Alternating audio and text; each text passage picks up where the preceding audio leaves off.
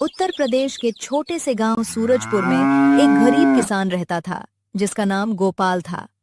गांव में लोग उसे प्यार से गोपाल भैया कहकर बुलाते थे।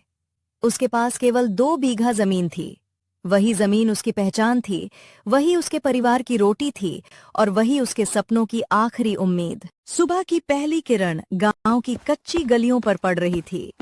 पक्षियों की चहचहाहट सुनाई दे रही थी, लेकिन गोपाल के घर में सन्नाटा पसरा हुआ था। गोपाल अपने टूटे हुए दरवाजे के बाहर बैठा अपनी फटी हुई हथेलियों को देख रहा था। उन हथेलियों की हर दरार सालों की मेहनत और गरीबी की गवाही दे रही थी। उसकी आंखों में आंसू तो नहीं थे, लेकिन दर्द साफ दिखाई दे रहा था। धीरे धीरे उसकी पत्नी सीता बाहर आई। उसके हाथ में 2 सूखी रोटियां थीं। उसने हल्की मुस्कान बनाते हुए कहा, सुनिए जी, घर में बस यही 2 रोटियां बची हैं। बच्चों के लिए आधी आधी रख देती हूँ, आप नमक के साथ खा लीजिए। गोपाल ने रोटियों की तरफ देखा और बिना कुछ बोले मुस्कुरा दिया। वो जानता था कि सीता ने रात से कुछ नहीं खाया।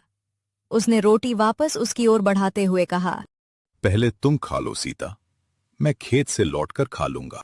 झूठ मत बोलिए, कल भी आपने यही कहा था और बिना खाए सो गए थे। दोनों कुछ पल तक एक दूसरे को देखते रहे।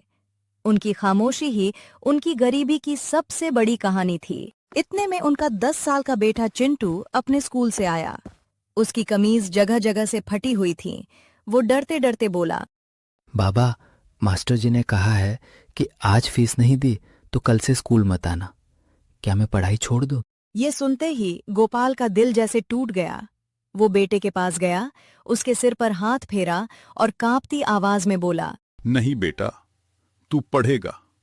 तू इतना पढ़ेगा कि एक दिन लोग तुझे साहब कहकर बुलाएंगे। मैं चाहता हूं कि तेरे हाथों में किताब हो, हल नहीं। चिंटू मासूम मुस्कुरा दिया। उसे क्या पता था कि उसके पिता की जेब में केवल 50 रुपए बचे थे।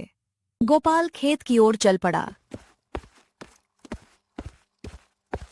खेत की सूखी मिट्टी देखकर उसकी आंखें भर आईं। उसने दोनों हाथों से मिट्टी उठाई और आसमान की तरफ देखते हुए कहा, हे भगवान, मैं अमीर बनने की दुआ नहीं मांगता, बस इतनी फसल दे देना कि मेरे बच्चों को भूखा न सोना पड़े। उसी समय उसका पड़ोसी किसान रघुवीर वहां पहुंचा। रघुवीर भी गरीब किसान था। उसने गोपाल के कंधे पर हाथ रखा। भाई, इस बार कौन सी फसल बोने की सोच रहे हो? सोयाबीन बोऊंगा। अगर भगवान ने साथ दिया तो इस बार कर्ज भी उतर जाएगा और चिंटू की पढ़ाई भी नहीं रुकेगी। रघुवीर ने गहरी सांस ली। बीज और खाद के दाम बहुत बढ़ गए हैं। गरीब किसान की कमर टूट गई है। गोपाल हल्की मुस्कान के साथ बोला, किसान उम्मीद बोता है रघुवीर, तभी तो हर साल फिर से खेत में उतर जाता है। शाम को गोपाल घर लौटा। सीता दरवाजे पर उसका इंतजार कर रही थी।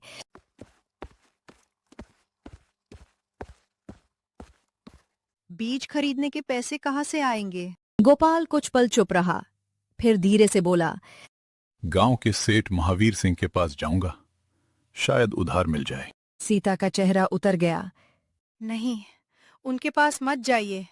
उनका ब्याज इंसान को जिंदा रहते हुए भी मार देता है। गोपाल ने गहरी सांस ली। अगर आज उधार नहीं लिया तो कल बच्चों को भूखा देखना पड़ेगा। अगली सुबह गोपाल गांव की सबसे बड़ी हवेली के सामने खड़ा था। वो हवेली थी गांव के सबसे अमीर आदमी सेठ महावीर सिंह की।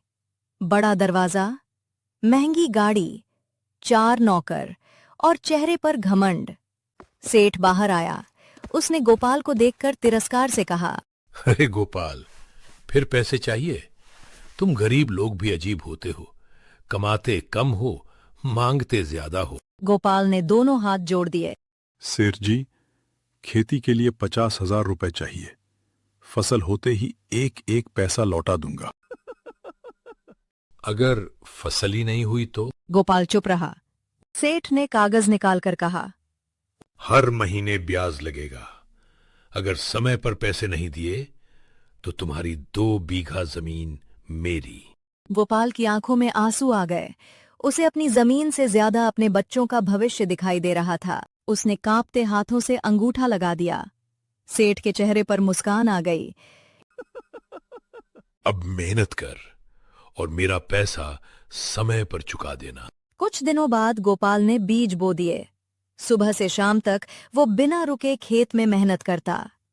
तेज धूप, फटे पैर, पसीने से भीगा शरीर, लेकिन चेहरे पर उम्मीद थी। धीरे धीरे पूरा खेत हरी चादर से ढक गया। चिंटू और उसकी छोटी बहन रानी खेतों में दौड़ते हुए हंस रहे थे। सीता दूर खड़ी भगवान का धन्यवाद कर रही थी। गोपाल की आंखों में पहली बार सुकून दिखाई दिया। सीता, देखना, इस बार भगवान ने हमारी सुन ली। अब हमारे बच्चे भूखे नहीं सोएंगे।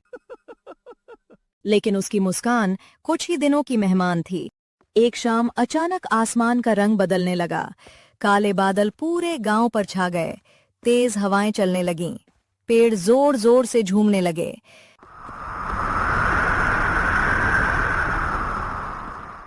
गांव के बुजुर्ग रामदीन काका आसमान देखकर बोले, ये बादल अच्छे नहीं लग रहे।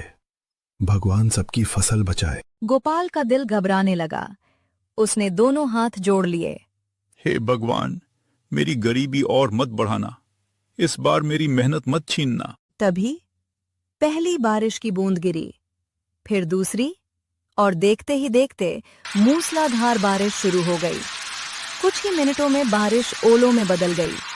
ओले खेतों पर हथौड़ों की तरह गिर रहे थे। गोपाल पागलों की तरह खेत की ओर दौड़ पड़ा। गोपाल, मत जाइए, आपकी जान चली जाएगी। लेकिन गोपाल नहीं रुका। वह कीचड़ में गिरा, फिर उठा, फिर दौड़ा। जब वह खेत पहुंचा तो उसकी सांसें थम गईं। जिस खेत को उसने अपने खून पसीने से सींचा था, वह पूरी तरह बर्बाद हो चुका था। हरी भरी फसल मिट्टी में दब चुकी थी। पानी का तेज बहाव पौधों को बहाकर ले जा रहा था। गोपाल घुटनों के बल बैठ गया। उसने मिट्टी को सीने से लगा लिया। उसकी चीख सुनकर ऐसा लग रहा था जैसे एक पिता अपने बच्चे को खो चुका हो। हे भगवान, मेरी मेहनत छीन ली। कोई बात नहीं, लेकिन मेरे बच्चों के मुंह का निवाला क्यों छीन लिया? मैंने आखिर किसका क्या बिगाड़ा? गोपाल की दर्द भरी चीख पूरे गांव में गूंज उठी। बारिश अब भी बेरहमी से बरस रही थी। ओले जैसे उसकी मेहनत पर नहीं, उसके सपनों पर गिर रहे थे। गोपाल मिट्टी में घुटनों के बल बैठा था।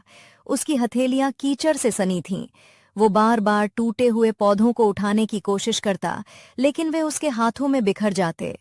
उसे ऐसा लग रहा था जैसे उसकी किस्मत भी इन्हीं पौधों की तरह टूटकर बिखर गई हो। कुछ देर बाद रघुवीर, रामदीन काका और गांव के कई किसान भी वहां पहुंच गए। चारों तरफ सिर्फ बर्बादी थी। जहां कुछ दिन पहले हरियाली लहरा रही थी, वहां अब सिर्फ पानी, कीचड़ और टूटी हुई फसल दिखाई दे रही थी। रघुवीर की आंखें भी भर आईं। वो गोपाल के पास बैठ गया और उसके कंधे पर हाथ रखते हुए बोला, भाई, खुद को संभाल। भगवान ने सिर्फ तेरी नहीं, पूरे गांव की फसल छीनी है। लेकिन तू अगर टूट गया तो सीता और बच्चों का सहारा कौन बनेगा? गोपाल ने धीरे धीरे अपना सिर उठाया। उसकी आंखों में आंसू नहीं, बल्कि एक ऐसा दर्द था जिसे शब्दों में कहना मुश्किल था। वो कांपती आवाज में बोला, रघुवीर, खेत उजड़ जाए तो किसान दोबारा बो सकता है, लेकिन जब उम्मीद उजड़ जाए ना, तब आदमी अंदर से मर जाता है। मैंने इस मिट्टी में सिर्फ बीज नहीं बोए थे। मैंने चिंटू की पढ़ाई, रानी की मुस्कान और सीता की खुशियां बोई थी। आज सब कुछ मेरी आंखों के सामने बह गया। अब मैं उन्हें क्या जवाब दूंगा? रघुवीर कुछ बोल ही नहीं पाया। दोनों की आंखों से बहते आंसू बारिश में खो गए। रात गहरा चुकी थी। गोपाल भारी कदमों से घर लौटा। दरवाजे पर सीता खड़ी थी। उसने जैसे ही गोपाल का चेहरा देखा, बिना कुछ पूछे सब समझ गईं। वो धीरे से उसके पास आई।